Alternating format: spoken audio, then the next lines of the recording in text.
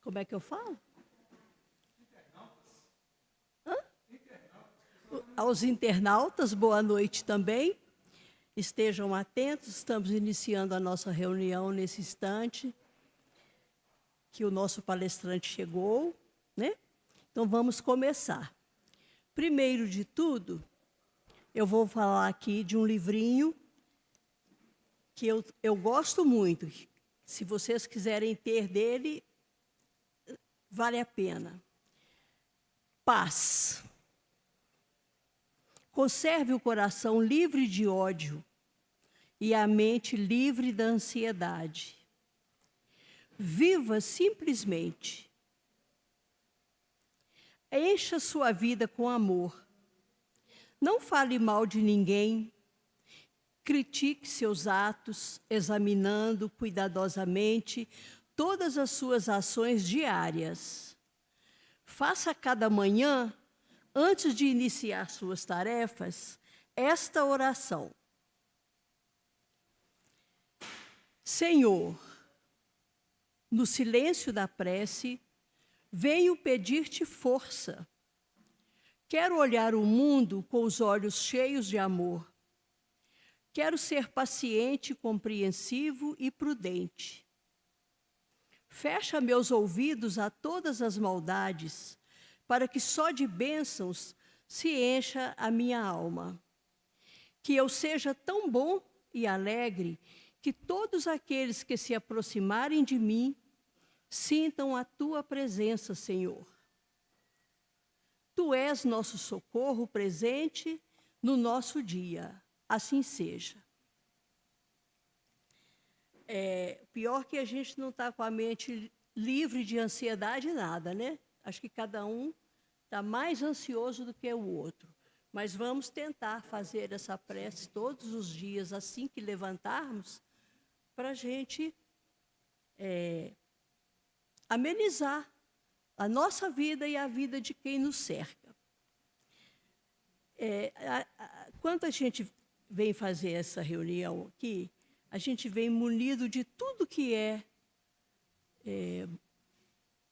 vontade de aprender, vontade de ser amigo de todo mundo, querer bênçãos de Deus que a gente não é capaz de pedir.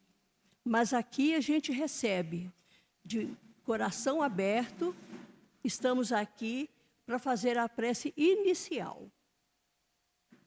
Feche os seus olhos e vamos elevar os nossos pensamentos a Deus, pedindo a Ele que nos envolva com sua doçura e nos permita aproveitar estes momentos de luz e sabedoria.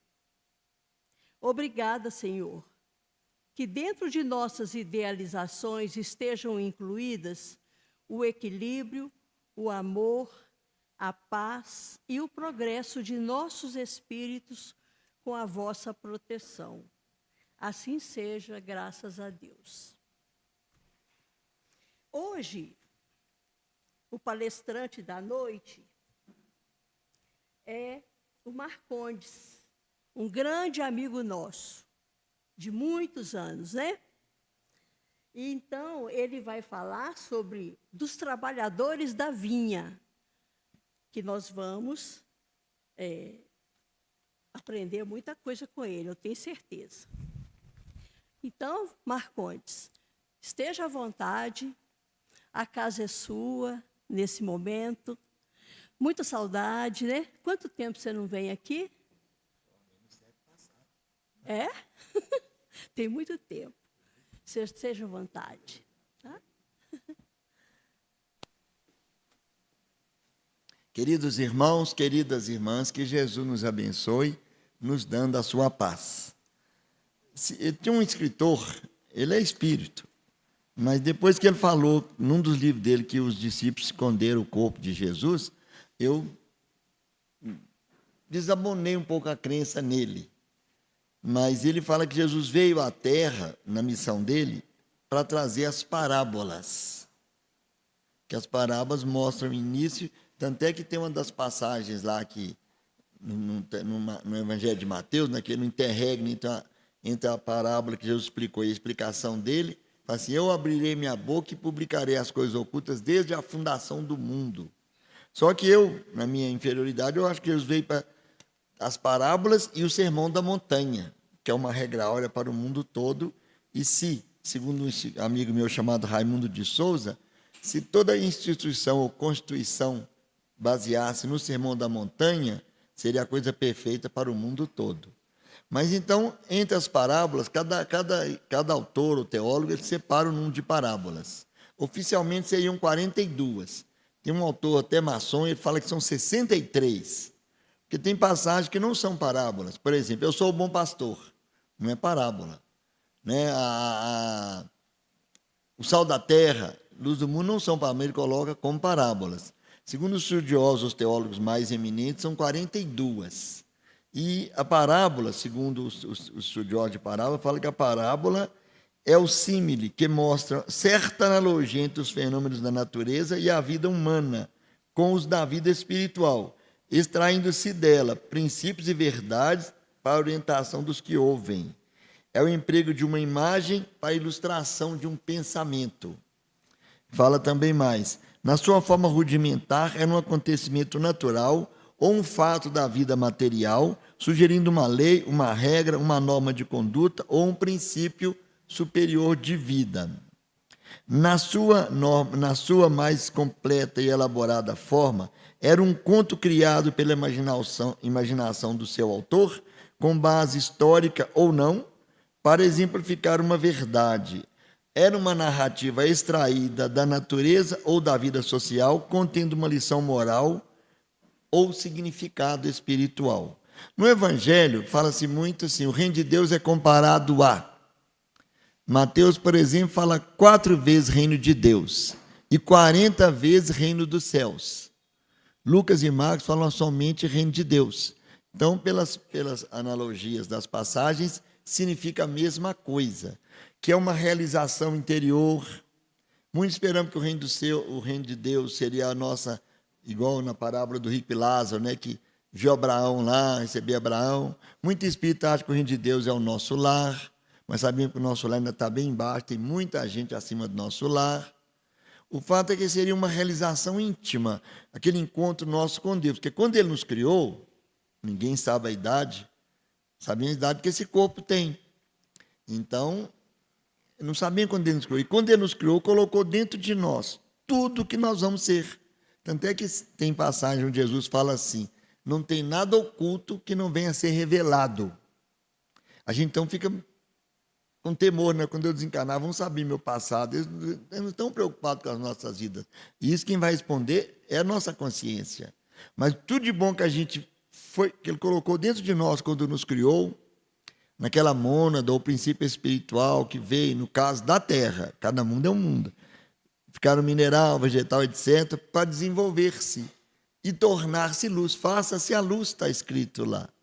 Então, bondade, amor, tudo isso nós temos dentro, que com o tempo vamos colocando para fora. O professor Romanelli fala que uma das finalidades principais da reencarnação é transformar em atualidade humana o que a gente tem de potencialidade divina. Que, no fundo, todo mundo é bom. Mesmo que não saibamos, o criminoso, o companheiro, todos eles estão incluídos naquele discurso que eu considero o mais eloquente do Evangelho, aquele de Jesus na cruz, lá no capítulo de Lucas, versículo 23 ou 24. Pai, perdoai-os que não sabem o que fazem. Pediu ao Pai, mas explicou por que pediu. Então, as parábolas vão ensinando isso, igual, por exemplo, o joio do trigo, que é uma parábola das profundas lá do capítulo 13, que ela vai mostrar o que está acontecendo agora, a separação. Aquele que ficar bem, que caminhar, vai ficar, os outros serão convidados a se retirarem. Então, ela é uma parábola ligada a esse passo que os irmãos chamam de escatológica, isto é, essa separação do joio e do trigo, essa chegada do final dos tempos, ou finais dos tempos, que no final lá do Gênesis, Kardec expõe com muita clareza, não da parábola, mas o que vai acontecer. Então, quando fala reino dos céus, é uma realização que a gente se encontra com a gente. Então, ele começa, coincidentemente, ao capítulo 20 de Mateus, e, coincidentemente, o capítulo 20 do Evangelho segundo o Espiritismo. Então, vai lá em Mateus, que as traduções mudam, né? Então, fala assim, o reino de Deus é comparado a um homem, tem tradução que põe pai de família, outros põem a um homem proprietário, que saiu pela manhã a assalariar trabalhadores para a sua vinha. Então, encontrando os primeiros, convidou-os para a vinha e disse, dar-vos-ei um denário, vinde. Saindo pela hora nona, pela hora terceira, que é a nona hora, que é 9 horas, encontrou mais gente. Chamou-os também, disse, ide para a vinha que eu vos darei o que for justo. Pela hora meio-dia, 3 horas, chamou mais gente. Já não falou mais, só chamou. Pela hora 1/10, que é 5 horas da tarde, encontrou mais gente lá na praça. Igual tem lugar que fica lá os caminhões para ser alugado, trabalhadores braçais se oferecendo, esse lugar na praça é onde ficavam os trabalhadores. Então disse a eles, por que vocês estáis até agora sem trabalhar? Porque ninguém nos assalariou. E depois, para a minha vinha. Falou não, só mandou. E continua a narrativa. E chegando à tarde, porque lá os judeus, a noite começa quando acaba a luz, né? Ali 6 horas, acaba. Então, falou com o mordomo, acertar e pagar a todos, começando pelos últimos até os primeiros. Então, aproximaram-se os últimos, que trabalharam uma hora, receberam um denário. Imediatamente, os que chegaram cedo, todo mundo vendo aquilo, imaginaram, né? Poxa, eu vou ganhar então uns 10 denários. Porque o denário era assim, aquela média do salário de uma pessoa por dia, segundo a época. Então, quando chegou a hora deles, receberam um denário também. E vocês sabem que tem gente que murmura mesmo. Aí murmurou, mas é possível. Tu nos equiparas a eles, que chegaram agora, e nós estamos trabalhando desde o calor do dia, suando, nos pagasse ele igual a nós, quer dizer, não diminuiu ninguém, mas pagou o outro igual. Falou, mas espera aí, meu amigo, por que eu não posso dar ele o que eu vou dar a ti? Teu olho é mau porque eu sou bom? Eu não posso fazer o bem com aquilo que eu sou? Toma o que é teu e vai-te. Como diz, vai em paz, não expulsou, não agrediu. Mas falou, pode ir, o seu é esse mesmo. Eu não te dei prejuízo, não combinamos, foi isso? Foi o combinado, justo. E aí então ele termina falando, nem toda tradução coloca a passagem que fala, muitos serão últimos e os muitos últimos serão primeiros.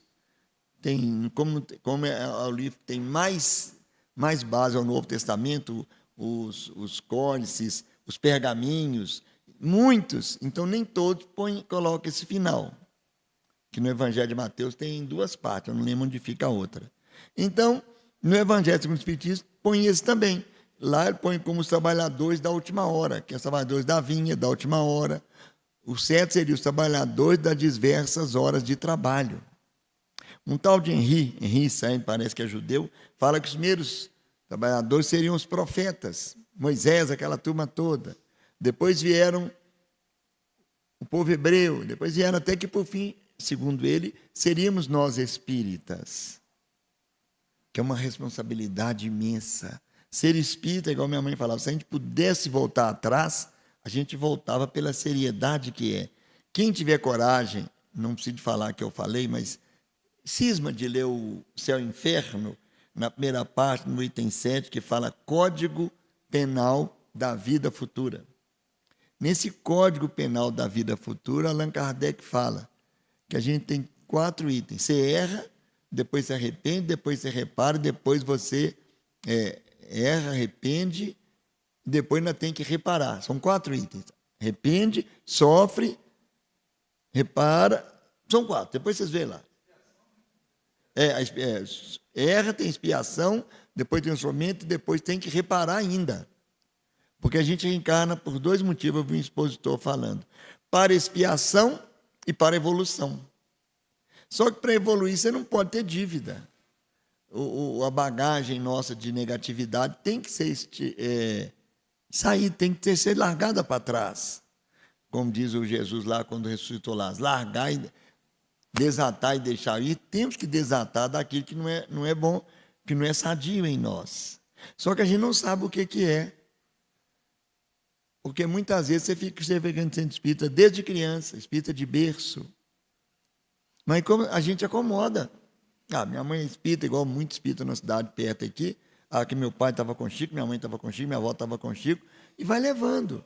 Porque tem uma pergunta no Livro dos Espíritos, 919A.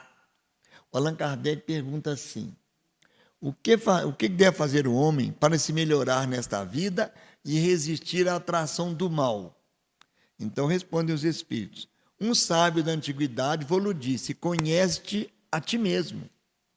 A Kardec faz uma pergunta bem difícil, mas tudo bem, eu sei que é isso, mas como? Aí o Santo Agostinho, parece, falou assim: fazer o que eu fazia na minha vida anterior.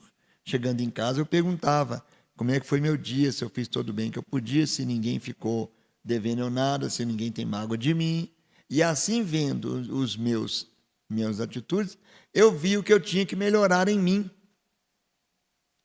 Essa sinceridade, a gente admitir, eu tenho que ver o que precisa melhorar em mim, é a chave da reforma íntima. Não vai ninguém atingir o reino de Deus dentro de si se não tiver paz de consciência. Porque em muitas e muitas ocasiões, eu lembro, se não me engano, você sabe aqueles espíritos são os fofoqueiros do além, né?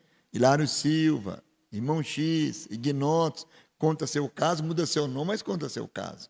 Diz que um espírita trabalhador maravilhoso, grande orador, que muito orador acha que a oratória é uma tarefa, né? Não, é uma oportunidade. Chico Xavier falava na Sombra do Abacateiro que todo orador tem que ter uma tarefa para que aquelas pessoas que ela ajuda e os anjos guardeiros sejam o guarda-chuva do expositor. Tem expositor que tem até, já põe até um quadrinho dele, expositor. Na casa dele já tem lá as exposições, tudo separadinho, catalogado. Tem gente que até conta quantos que fizeram. Só que o lance de falar e fazer é muito diferente. Então esse espírita desencarnou, falou, nossa, vou direto, né? Realmente desencarnou e começou a subir. Subindo, de repente, uma coisa aconteceu, a asa dele começou a bater para trás e voltou. Há uma senhora que havia lhe servido mais de 30 anos, lavando-lhe a roupa e cuidando da coisa, ela estava morrendo à míngua, não longe da casa dele. Dificilmente a gente consegue ser uma pessoa vigilante em todos os atos. Não sei se vocês, eu não consigo. Eu tenho situações que eu não sabia que tinha no porão. Você lembra no Mundo Maior, capítulo 3 e 4, casa mental, que a gente tem o sótão, que é o andar superior, o andar, como diz, dos ideais superiores, o primeiro andar, que é o dia a dia, e o sótão, o porão, que é o subconsciente ou inconsciente, que na verdade é mais subconsciente, que é o nosso passado. E tem muita coisa lá que nós não conseguimos superar ainda. É igual o lance que eu recebi outro dia do moço com um café na mão, tomando café, alguém veio e trombou nele e o café caiu numa pessoa. Por que o café caiu nele? Porque estava cheio de café no coisa. Então, quando a gente é agredido, ofendido, humilhado, e o espírita, raramente, eu não conheço até hoje, um espírita dirigente ou coisa que não seja melindroso, que não tenha aquele que a Harolduda falou, nós temos intolerância. Eu, numa casa que eu fiquei mais de um ano sem ir, porque eu fui falar o quê? Zaqueu estava lá, vocês estão lembrados de Zaqueu, cobrador de impostos, baixinho, tinha que pôr um banquinho para subir, para cobrar do povo. Aí chega Bartimeu lá, Zaqueu, mas você é mais feio que Marcondes, Zaqueu. Que isso, Bartimeu? Você era cego? Eu era. Está vendo essa barulhada aí, ó, em Jericó? É ele, o Jesus. Sabe aquele que chamou Mateus, que é seu colega? Que você ficou até querendo também ficar chamado? Pois ele está passando aí, ó. Virou para mim, fez uma pergunta meio imbecil, né? O que você quer que eu faça? Falei, senhor, se eu não vejo, eu quero ver. Aí estou vendo, Zaqueu. Mas eu não posso deixar coletivo. Não, faz igual os brasileiros. Coloca uma frase aí, uma placa aí, volto já. Igual o espírita vai pôr no túmulo também, o túmulo do espírita está escrito, volto já. E vai lá vê-lo. E Zaqueu fez isso. Chegou lá, não conseguia, porque o povo vinha nele baixinho, gordinho, e o povo não gostava, porque ele era cobrador de impostos. Cutucava para lá, não deixava. Até que ele viu uma árvore lá na frente, um sicômoro. Sicômoro que fosse uma figueira de pobre. Um pé de lá, limão capeta, como se fosse. Que não é doce, mas é útil. Foi lá e subiu para ver Jesus. Quando ele deslumbrou só de ver Jesus. E de repente Jesus olha para cima. Zaqueu desce. Meu Deus, aí o Bartimeu já falou meu nome para ele. Pensou que era fofoca do Bartimeu. Desce, que eu quero que me hospedes em tua casa. Zaqueu não desceu, gente, caiu, ploft. e saiu correndo para a casa dele. Zaqueia, Zaqueia. Quem foi Zaqueu? Eu só podia chamar Zaqueia, né? Senhora Zaqueu, Zaqueia. Prepara um jantar aí depressa que ele vem jantar aí com a turma. Ainda trouxe 12. Oh, porque você não falou que... Não convidei nele, que se ofereceu. O que é que eu faço para ele, Jean? Aí eu dei uma nota que me tiraram da casa lá, da oratória, mais de anos. Falei assim, Zaqueu falou assim, faz-me hoje, mulher. Rapidão, ele está chegando. Só que eu devia ter falado outra coisa mais chique, ou pizza, ou sei lá, mas tinha que ser rápido. Aí, só que quando ele entrou na casa de Zaqueu, lá escrito, Zaqueu levantou-se. Levantar não é ficar em pé somente, é pensar acima, é pensar além, é pensar mais no reino do Espírito do que do reino da matéria. E falou aquela frase dele famosa, eu dou metade dos bens para os pobres, e quem eu surrupiei, eu devolvo 4 vezes mais. Porque ele falou, essa salvação entrou nessa casa. Zaqueu começou a encontrar o reino de Deus. Porque, segundo o pastor Albert Schweitzer, toda criatura tem que ter uma segunda ocupação na vida, que é ser útil ao outro. E Allan Kardec, porque o Livro dos Espíritos tem umas 4 perguntas que eu já risquei, não concordo. Não bodem por mim. Porque cada um tem uma ideia. No livro Principiante Espírita, ele fala assim, não aceite o que sua razão não aceitar. Eu não sei onde está, preciso de reler para mim ver onde estava. Então, tem pergunta que eu não aceitar. Mas, a 132, olha que coisa mais profunda. Ele pergunta assim, qual o objetivo da encarnação dos espíritos? Deus lhes impõe a encarnação com o objetivo de levá-los à perfeição. Para uns é missão, para outros é expiação. Mas, para atingir essa perfeição, tem que suportar. A tradução da fé põe sofrer todas as vicissitudes da existência corporal. E anda mais um pouquinho e fala assim, visa outro fim a encarnação dos espíritos, a de colocar o espírito em condição de realizar sua obra na criação. Todos nós temos que ser úteis, que seja a mãe, um pai, um filho, um cachorro, um cavalo, o que seja. Ninguém pode simplesmente viver, nascer, comer, beber, procriar ou formar, o que seja, e morrer. A consciência pede isso, o nosso interior pede isso. Um único ponto de evolução, do caminhar que não tem livre-arbítrio é a evolução. Você evolui querendo ou não. Você pode atrasar a sua evolução. Você pode despistar, enrolar, mas compulsoriamente ela vai querer sair de ti. Aquele impulso de dentro, que o professor Romanelli chama de impulso teofânico, vai nos buscar para servir. É nessa hora que o reino de Deus quer sair para fora. Aí precisa ser útil, porque os companheiros todos trabalharam, todos. Mas os outros ganharam a mesma coisa. Porque existe uma coisa que são os agraciados, que são recompensados.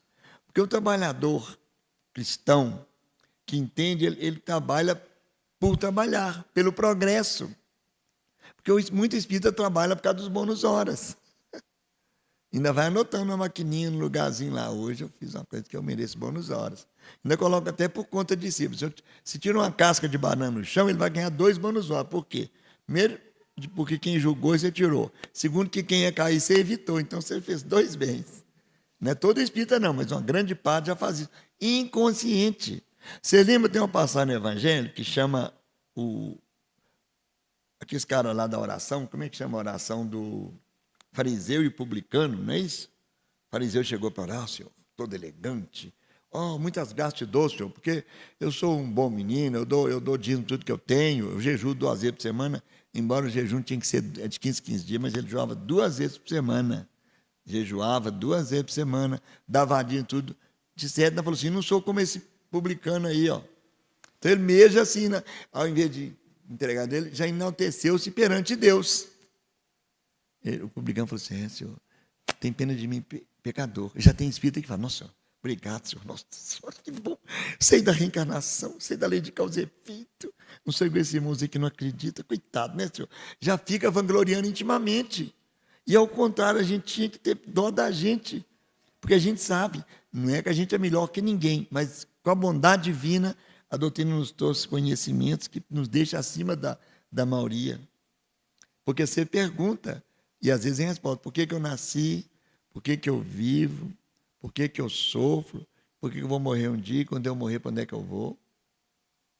As criaturas estão preocupadas. Uns falam que vão trocar a cruz por uma coroa de ouro. Outros falam que vão repousar eternamente. Lá em Leopoldo, nos túmulos, ficava assim, aqui jaz fulano. Lá, não fica esperando a ressurreição eterna. O Espírito, eu já falei com vocês, ele põe aquela placa, volto já. Porque nós seremos aquilo que nós somos dentro. Lá em Leopoldo tinha um moço, ele não ficou famoso, que ninguém escreveu no livro sobre ele. Uma pessoa só, que me contou, chamava José da Silva Máximo. E o povo chamava ele de Máximo. Ele aposentou, resolveu tornar-se espírita.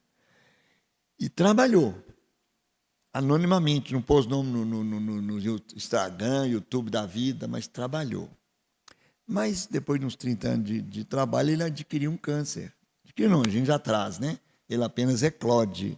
Chega a hora de resgatar, não tem jeito. Dívida é dívida. Aí, quando ele estava perto, ele falou com o médico dele, olha, não coloque meu nome no túmulo. Porque o túmulo chamava de Máximo, né? Aqui jaz o Máximo. Não põe nada. O que ela fez? Ela pôs lá, aqui jaz o melhor marido, o melhor espírito. O povo lia ali, nossa, esse cara é o máximo, né?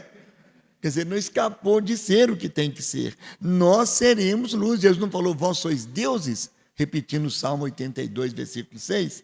Vós sois deuses. Então, quer queiramos, quer não, somos todos iguais. Esse denário que o companheiro recebeu, todos nós recebemos. Só que cada um vai fazer o justo ou não dele. Porque, segundo os Espíritos, todos temos as mesmas oportunidades. Ah, mas fulano teve mais, ele é engenheiro. Você não sabe? Algum dia você teve. Porque quando o Espírito está sofrendo, não pode falar que está sofrendo. Ele tem que falar, estou resgatando, ou estou ajustando. No Antigo Testamento tem 5 passagens. O Antigo Testamento é um livro muito bravo. Muito bravo. Tem hora que é muito mal também. Mas tem 5 passagens que falam assim, Deus não tomará o culpado por inocente. Quer dizer, ninguém vai ser injustiçado em época alguma. O companheiro julgou que foi injustiçado porque o outro recebeu mais. Ele falou aquilo por quê? Inveja. E eu passei essa inveja. Minha mãe falou, não tem que contar isso não. Eu passei vergonha em 1970 e poucos, quando a gente mexia em Leopoldo, mexia no asilo, e o dono do asilo era amigo da gente. Chico Xavier hospedava na casa do dono do asilo. Então, consegui ir lá e levar umas pessoas. E ficamos lá sentados, conversando com ele. Conversando. Aí chegaram, cheio de livro em volta, cheio de caixas de livro. Chegaram 2 senhoras, quase no fim, 2 e pouca da manhã, e essas pessoas, elas tinham dificuldade, porque a fila de ganhar pão, em frente à casa delas, elas reclamavam.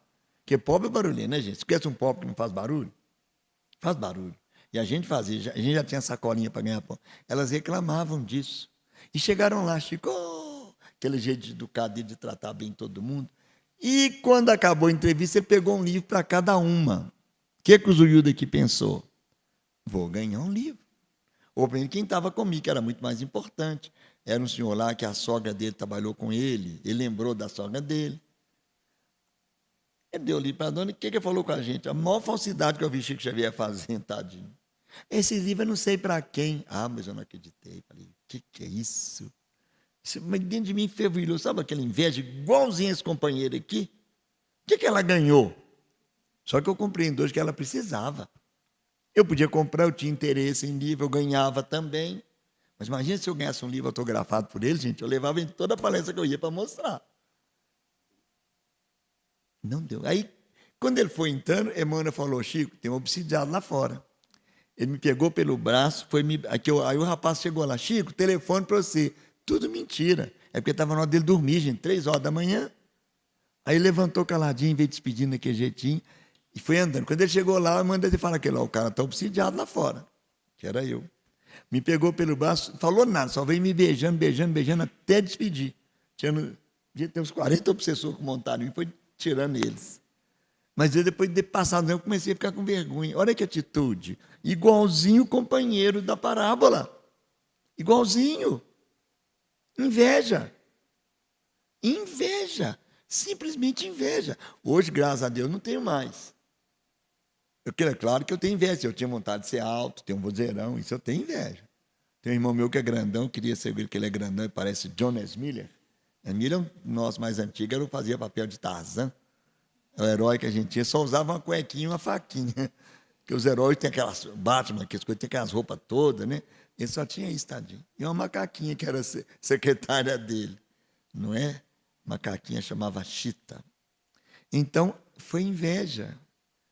Já era espírita. Não tinha tantos anos igual a gente vai tendo, que a gente vai vendo que a gente, cada vez que passa, a gente quer ou não quer, a gente começa a pensar igual Sócrates. O que a gente sabe é que nada sabe. Quando me chamam para falar, por exemplo, palestra sobre mediunidade, eu fujo. De família eu fujo também, porque foi minha falha. Eu peço desculpas, falo, eu não posso. Tem vezes que eu não falo nada, não. Eu falo que no dia eu não posso, eu dou qualquer desculpa. Falo, tem jogo do Galo. Meu papai não marca para jogo do Galo, não, pai. Meu filho fala. Mas hoje mesmo tem, eu não sabia. Mas é 9h30. Então, fujo da situação. Porque a gente tem vergonha de encarar. Eu fui um cara que eu fui adúltero, eu fui bígamo. Então, como é que eu vou falar? Olhem bem, que cara que a gente fica.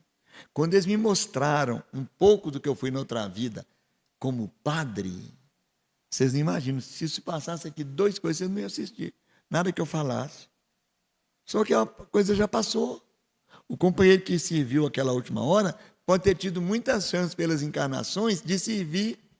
Acordou no fim. Mas trabalhou naquele tempo que acordou maior que o outro.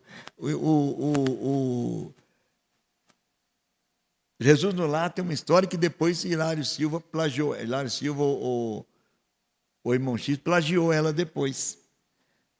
Jesus contou como valor do serviço. Mas o Hilário Silva já contou ampliando mais. Fala que é plagiar porque eles são tudo nobres, vai dar problema para mim. Então não falei não, falar que fosse parecido. Tinha na cidade um moço que ele rezava, na história de Jesus, era um fariseu muito rezador.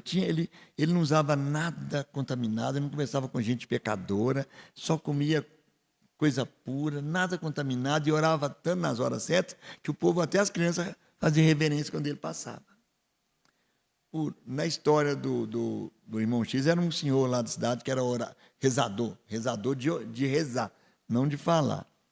Muito puro, tinha o juiz que era da lei, tinha muita gente boa.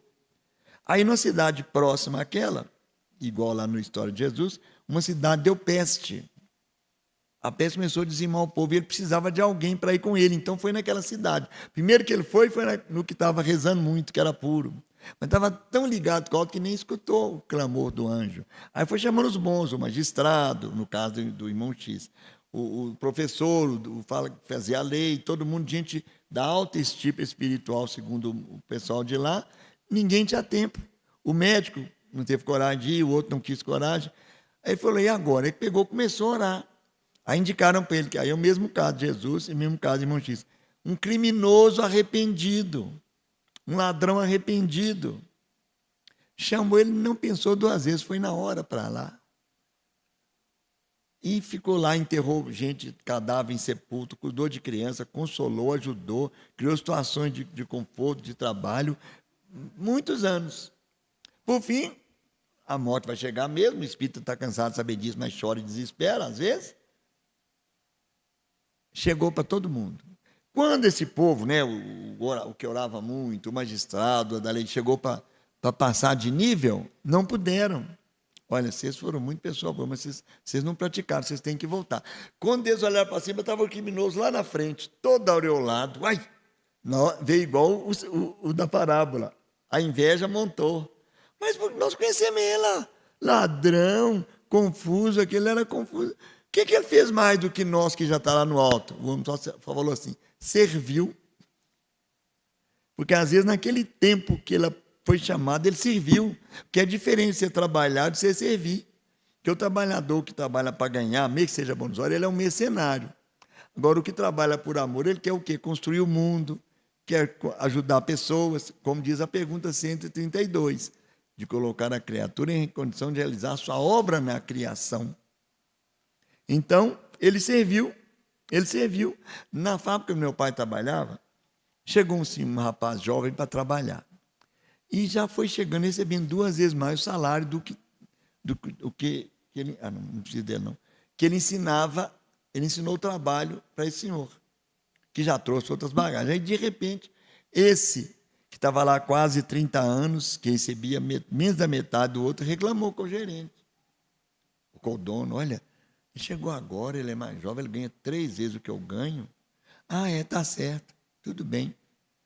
Aí você podia fazer um favor para mim? Estou querendo fazer uma festa de fim de ano, vê quanto que uma festa e um jantar de fim de ano. Vai naquele armazém, vê quanto custa a banana e a maçã para me fazer salada de sobremesa. Ele foi, olhou, trouxe, fez a banana. Olha também quanto que é o quilo, não sei de que, ele foi e trouxe. 3 itens pediu para ele foi e trouxe, igual ele trouxe. Ah, tá bom, então senta aí. Chamou o moço, que ganhava mais. Fulano, esse aqui é o fulano, tal. Prazer, eu conheci ele me ajudou aí.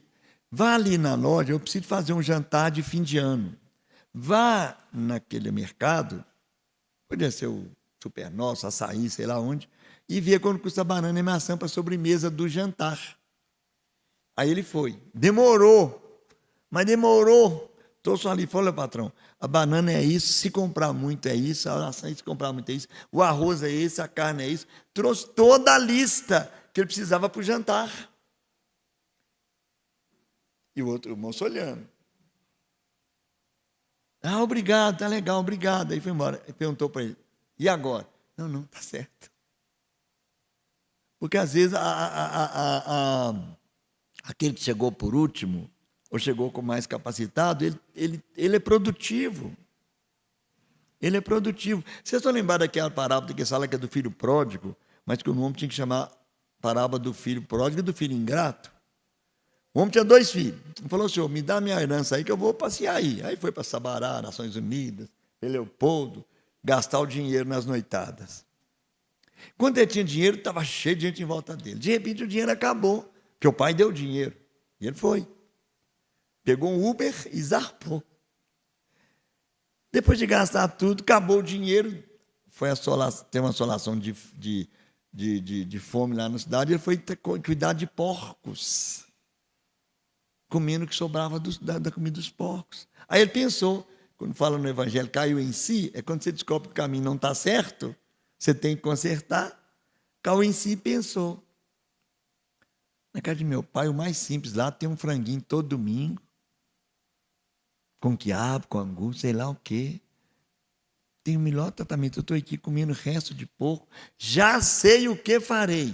Olha a palavra, levantar-me-ei, quer dizer, vou pensar mais alto, irei ter com meu pai e direi, meu pai, pequei contra os céus diante de ti. Porque muita gente fala, pequei contra Deus. Ninguém consegue pecar contra Deus, mas ninguém. Experimenta jogar uma pelota de barro no sol e fica embaixo. Vai te acertar. Ninguém acerta superior, não.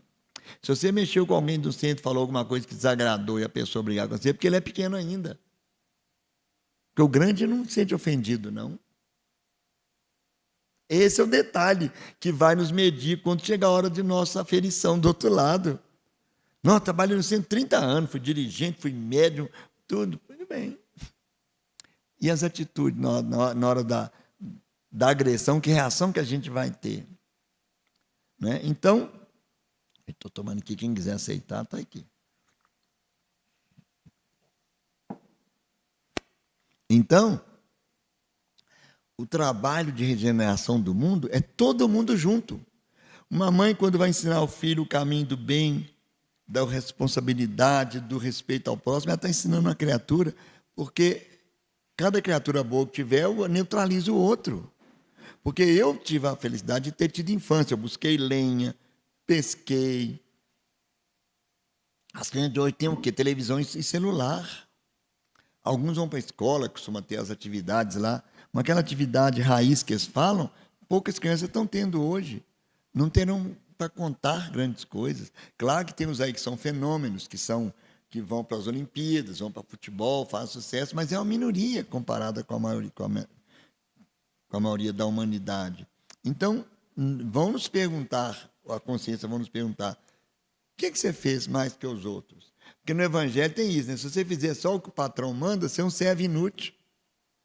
Aí, voltando ao filho pródigo, ele foi, falou com o pai, meu pai, pequei contra os céus, quer dizer, contra a lei e diante de ti. Não sou digno de ter teu filho.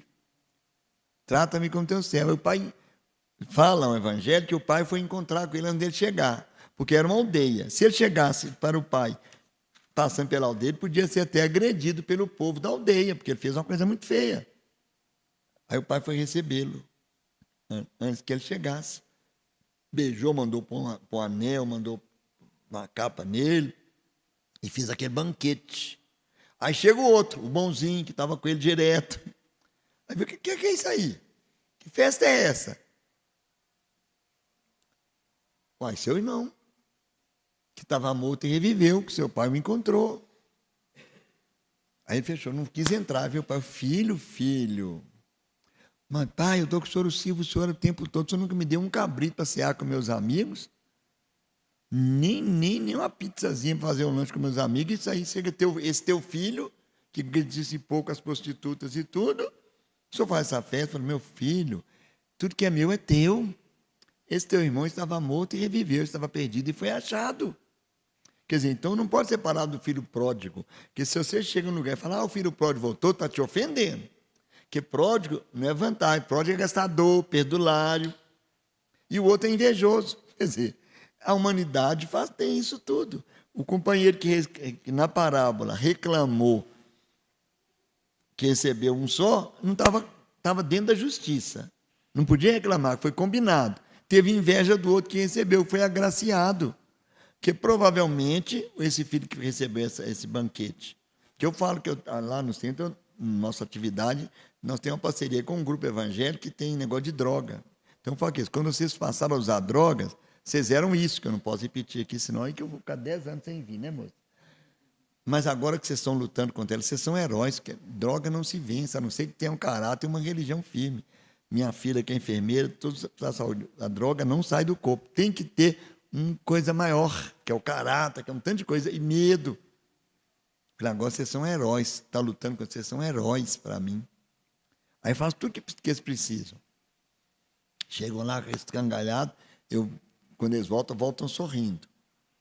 Mas porque são heróis. Agora, o menino que foi gastar, o pródigo, né, ele era um perdulário, voltou como herói, porque arrependeu, viu que estava caminhado e voltou, porque a gente admitir que está errado, não é fácil não sei com vocês. Despista, a gente dá desculpa que não sabia, mas como é que eles não falar que não sabíamos? Lá, eu conheço irmãos oradores espíritas que eles ensinam a mulher dele a disciplina através no ouvido. Não bate com correia, bate com a mão. Depois está rindo.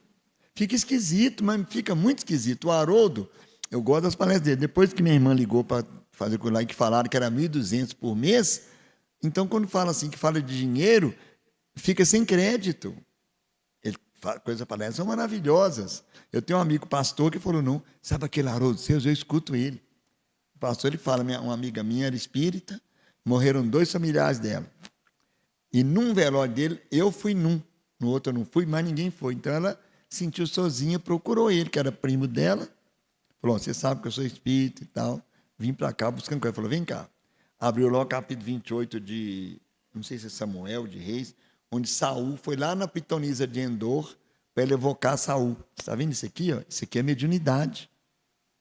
Aí foi lá no capítulo 11 de Mateus, Jesus falou que Elias é João Batista. Isso aqui, ó, é reencarnação. Só que isso não é elemento da nossa pregação. A nossa pregação aqui é diferente. Está tudo igual. Ela está lá até hoje. Quem trabalha lá, aproveita, está feliz lá, sem deixar de crer na reencarnação, que não tem jeito. É igual andar de bicicleta. Você aprendeu, você não esquece mais. Então, o filho pródigo, o que voltou, ficou mais valorizado aos olhos do pai pela sinceridade do arrependimento do que o outro que estava lá, mas estava interessado. Bom, meu pai agora deu metade para ele. Quando meu pai morrer, vai ser tudo para mim. Aí o pai homenageia o outro, igual eu lá com os livros do Chico Xavier. E era livro. Muita cacheta. Isso é feio para mim, desabona totalmente. Quando veio assim que a gente é poucas vezes chamado, eu falei, eu sei por quê. Porque essas coisas pesam na consciência da gente. Só quando a gente começa a se cobrar. Então, o Espírito de Verdade, a última mensagem desse livro, olha o que ele fala assim. Aproxima-se o tempo em que se cumprirão as coisas prometidas ou anunciadas para a transformação da humanidade. Olha bem essa, ditosos os que houverem dito a seus irmãos. Ditosos que que houverem trabalhado no campo do Senhor com desinteresse e sem outro móvel senão a caridade. Seus dias de trabalho serão pagos pelo cêntuplo que tiverem esperado. Olha bem, ditosos os que hajam dito a seus irmãos, trabalhemos juntos e unamos nossos esforços, a fim de que o Senhor, ao chegar, encontre acabada a obra.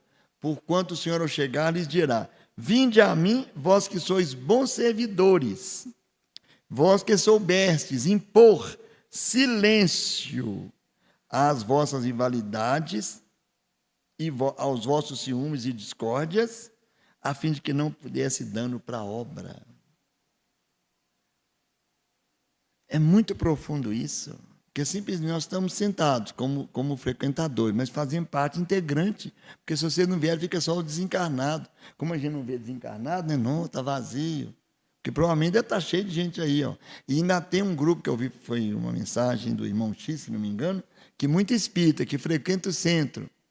Como diz um amigo nosso de um centro espírita aqui no bairro São Geraldo. Ralou o banco de centro espírita. Só ralou, sentando, e não apreendeu nada, não aprendeu, depois quer consertar, então vem assistir.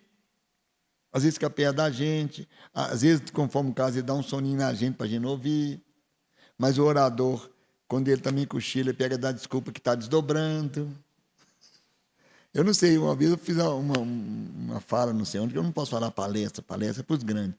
Fiz uma exposição e o cara falou: ô Marcondes, gostei de sua palestra, que eu estava sem dormir, foi só você começar a falar, eu dormi. Eu não sei se você me elogiou, ofendeu, mas só que ele disse que desdobrou.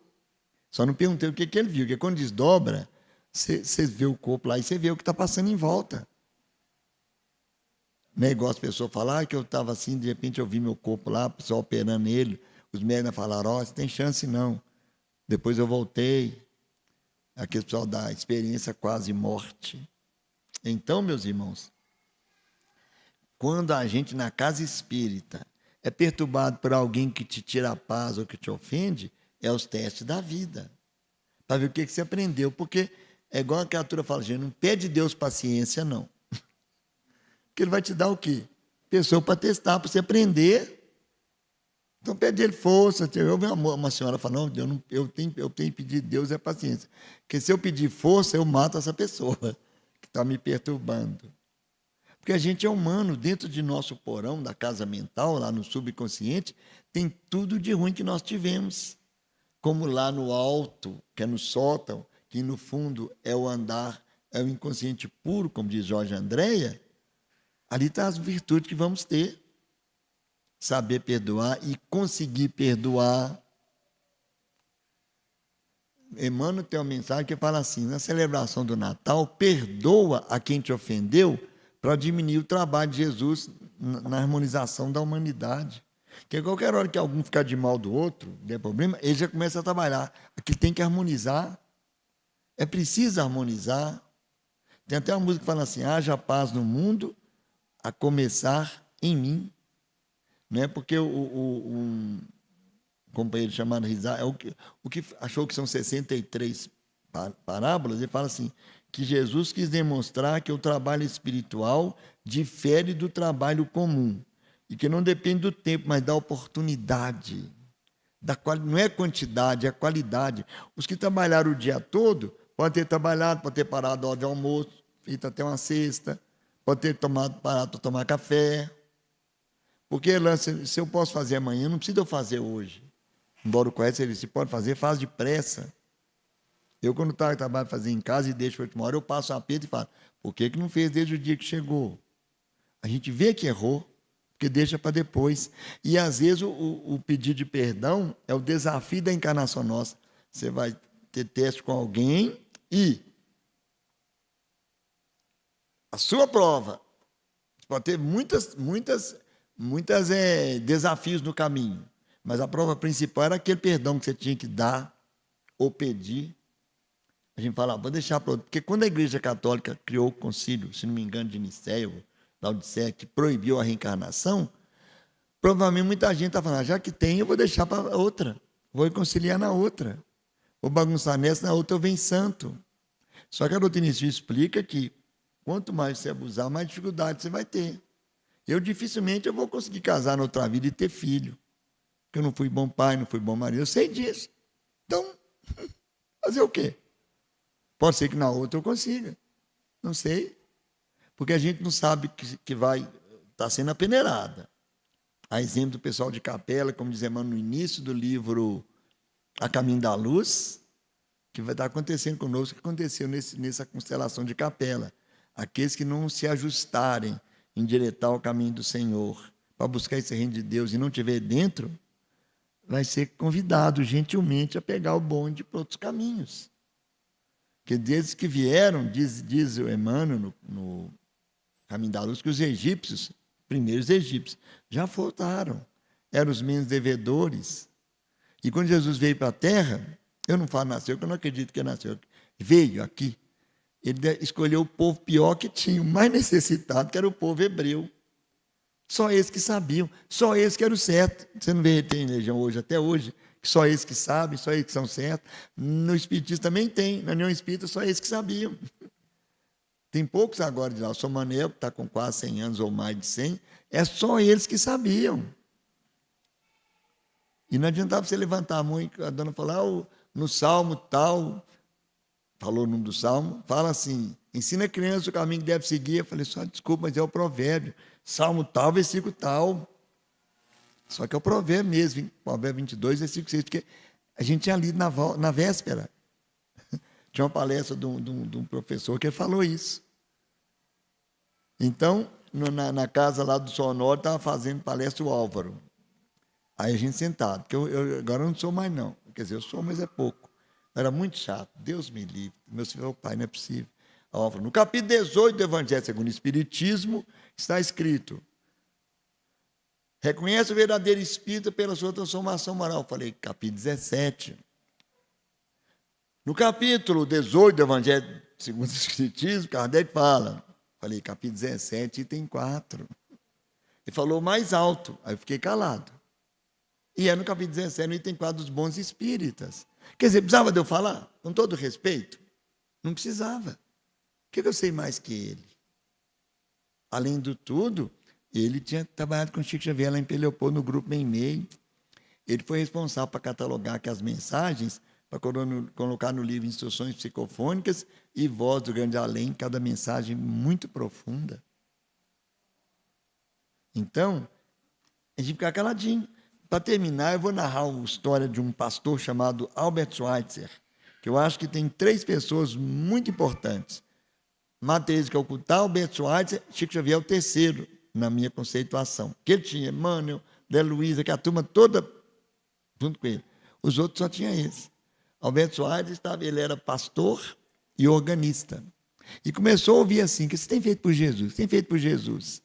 Quando chegou nessa parábola, lá no Evangelho, falou, mas esse trabalhou por último, o que esse trabalhador fez melhor que os outros para ganhar a mesma coisa dos outros? Aí vinha aquela voz, ele trabalhou para Jesus.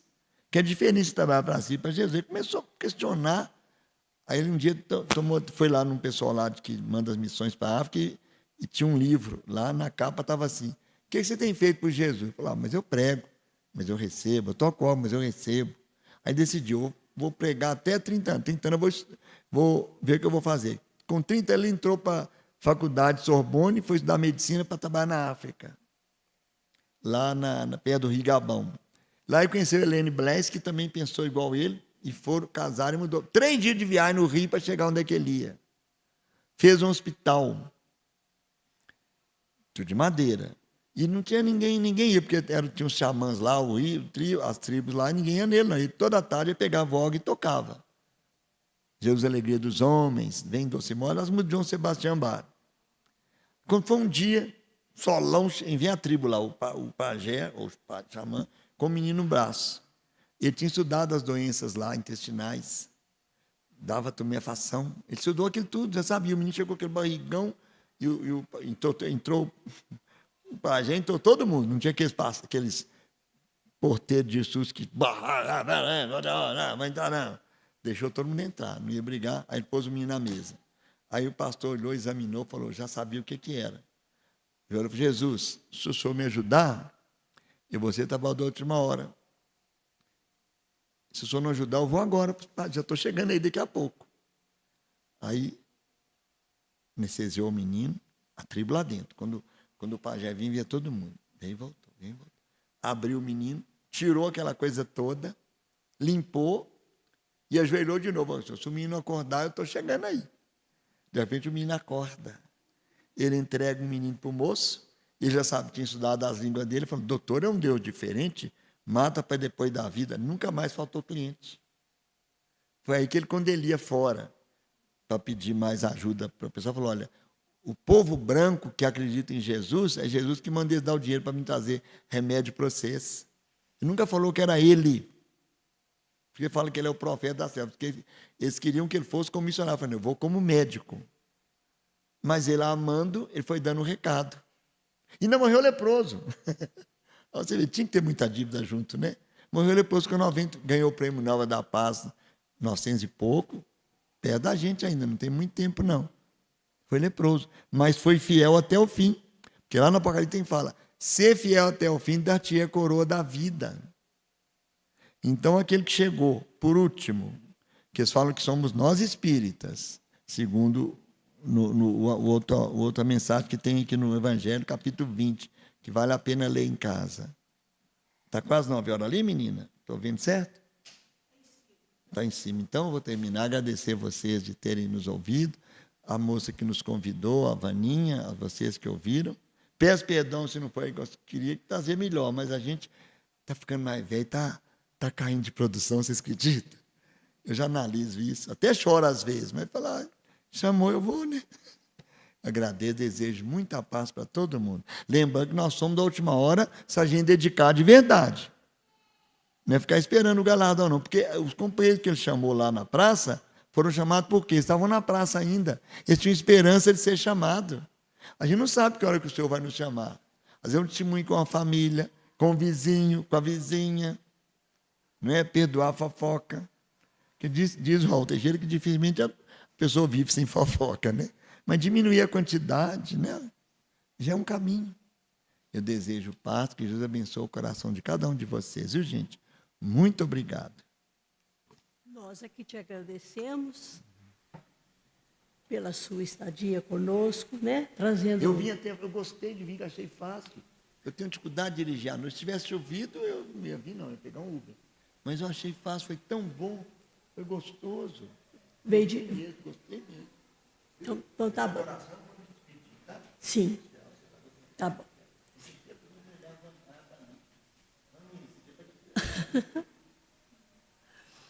Então, nós te agradecemos muito pela sua boa vontade, né, de estar aqui numa terça-feira, que podia estar vendo o jornal na televisão ou qualquer coisa, mas veio trazer a palavra, né, para nós, né?